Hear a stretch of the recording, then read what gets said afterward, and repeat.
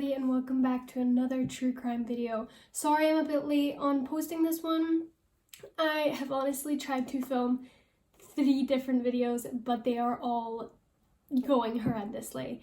So hopefully this one works out. I'm about to go film it, but today's video is people who have just vanished into thin air. I've done kind of like some other videos on this. Some have been solved, some haven't. But this is like, I feel like some people have certain things that they just can't fathom. And mine is like the fact people, thousands, hundreds of thousands of people go missing each year. Don't get me wrong, some are found, and then some are just never found. Like, was it the Malaysian airline? The whole plane just went missing. That's something I just cannot understand.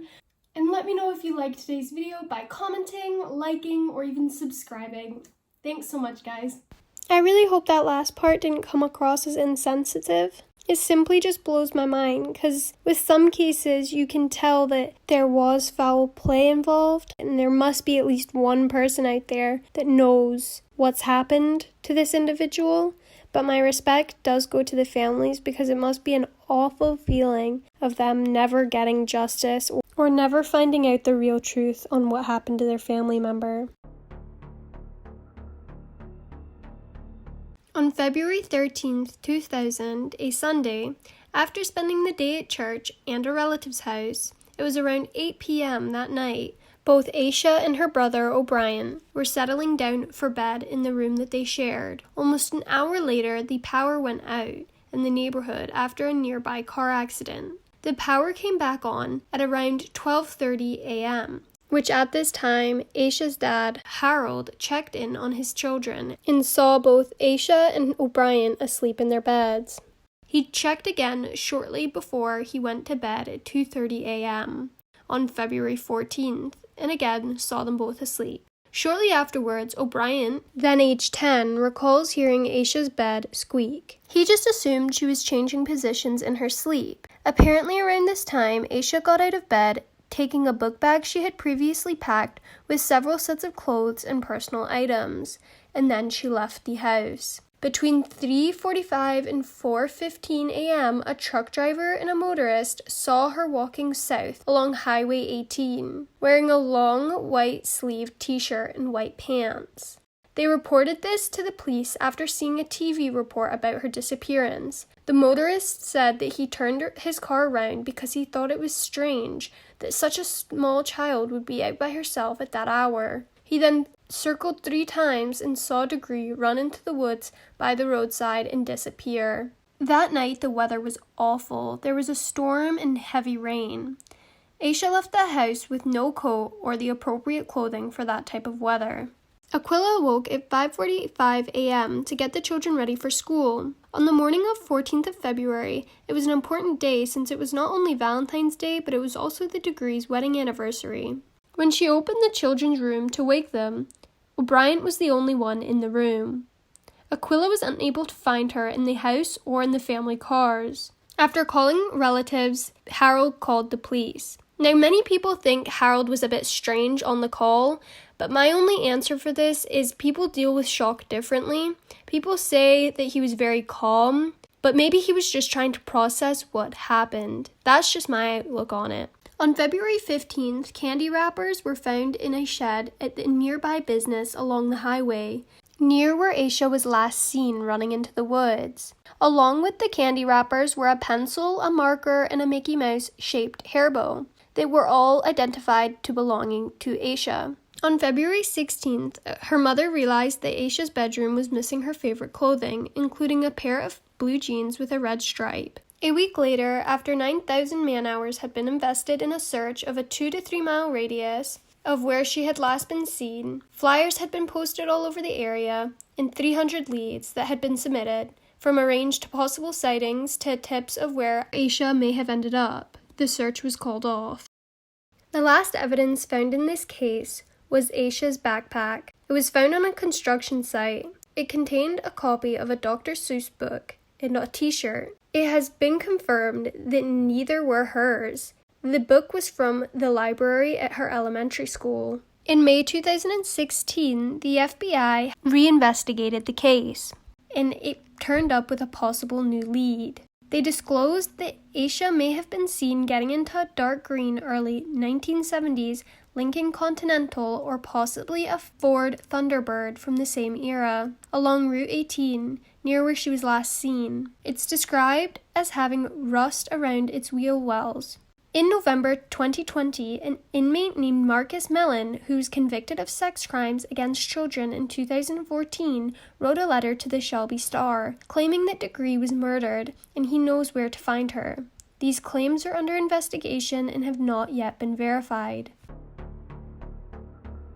On the evening of May 14, 2008, 19-year-old Brandon Swanson was heading back to his hometown of Marshall, Minnesota, after a night with his friends. Highway 68 is a direct route from Canby to Marshall with an approximate 30-minute drive time. When driving on the rural gravel road, he crashed his car into a ditch. Brandon said he was not injured from the accident. He called his parents on his cell phone and asked them to come pick him up. They went looking for Brandon, but were unable to find him. When Brandon's father called him back, Brandon said he would try heading towards the nearby town of Lind. The call lasted about 47 minutes. Brandon described how he saw 2 fences, he could hear rushing water, and then suddenly, Brandon yelled and swore, and the call was disconnected. Brandon's father tried calling him back several more times, but he never got an answer and was unable to find him. At 6:30 a.m., Brandon's parents called the police to report him missing. Police told them to wait a while because it wasn't unheard of young males to go off the grid for a bit. However, later that day, cell phone records showed Brandon was near Porter, Minnesota, not Lind, when he phoned his parents. Porter sits between Canby and Marshall along Highway 68. A search began, and around 12:30 p.m., Brandon's car was found about 1.5 miles north of Canton. There was no physical damage to the vehicle or evidence of bodily injury. Search dogs followed the scent of Brandon past all the landmarks that he was pointing out on the phone until they got to the Yellow Medicine River. This river is 107 miles long. One of the main theories is that he may have accidentally stumbled into the river and drowned, but searches turned up no trace of his body. They were unable to locate him or his cell phone. No one knows what prompted Brandon to swear during the phone call, and it's the last anyone ever heard from him. One of the most well-known disappearances in British history took place in Norfolk, England, on April 8, 1969. A 13-year-old schoolgirl named April Fabb left her home in Metton to visit her sister in the nearby village of Roten. She was taking the trip on her bicycle and was last seen riding down a country road by a truck driver at approximately 2:06 p.m. At 2:12 p.m., her bicycle was found lying in the middle of a field, a few hundred yards away, by 2 survey workers, but there was no sign of April. An abduction seemed like the most probable scenario in April's disappearance, but the perpetrator would have a very narrow window to work with. They only had 6 minutes to abduct April and disappear from the area without any witnesses seeing anything. An extensive search was made for April, but there was no hint of her whereabouts. Both of her parents have sadly passed away without ever knowing what actually happened to their daughter. Authorities found April's case to be very similar to the disappearance of another young British girl named Jeanette Tate in 1978. So, notorious child murderer Robert Black was considered as a possible suspect. There has been nothing to conclusively link him to April's disappearance, so it remains unsolved. April would be turning 66 this year. On July 30th, 1985, 8-year-old Nicole Morin left her mother's penthouse apartment at the West Mall apartment building in Toronto. After picking up the mail from the lobby at 10:30 a.m. that morning, Nicole went back up to the apartment and made plans to go swimming with her friend. The 2 girls had arranged to meet in the lobby and go to a supervised swimming pool at the rear of the building. She said goodbye to her mother and left the apartment. But 15 minutes later, her friend buzzed the apartment to ask why Nicole hadn't arrived. Nicole's disappearance led to one of the largest police investigations in Toronto's history, but they could still find no trace of her. The most likely theory was that someone could have abducted Nicole right after she left the apartment, but the building was 20 stories high, so it would have been very difficult to get her out of there undetected. One tenant did say that she saw Nicole make it to the elevator, but no one else reported hearing or seeing anything. After she went missing, a notebook was found in her bedroom with a note scrawled by Nicole that read, "I'm going to disappear." Police chalked it up to a childhood imagination. At one point in the investigation, police traveled to Quebec to interview Art Morin's brother-in-law, who was convicted of murdering Morin's sister Gertrude in 1961. However, he has since died, and police determined he was not in Toronto at the time of Nicole's disappearance. Many people believe that it could have been somebody in the apartment.